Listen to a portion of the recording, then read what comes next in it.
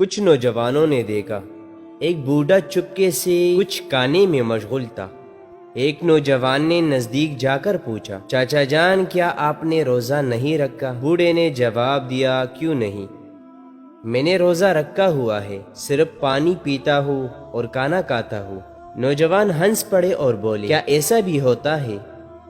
بوڑھے نے کہا، یہاں میں جھوٹ نہیں بولتا، کسی پر بری نگاہ نہیں ڈالتا، کسی کو گالی نہیں دیتا، کسی کا دل نہیں دکھاتا، کسی سے حسد نہیں کرتا، مال حرام نہیں کھاتا، اپنی ذمہ داریاں اور فرائض دیانت داری سے انجام دیتا ہوں، لیکن چونکہ مجھے شدید بیماری لاحق ہے اسی لیے میں اپنے معذوری کو روزہ دار نہیں بنا سکتا۔ پھر اس بوڑھے آدمی نے ان نوجوان سے پوچھا، کیا آپ بھی روزہ دار ہیں؟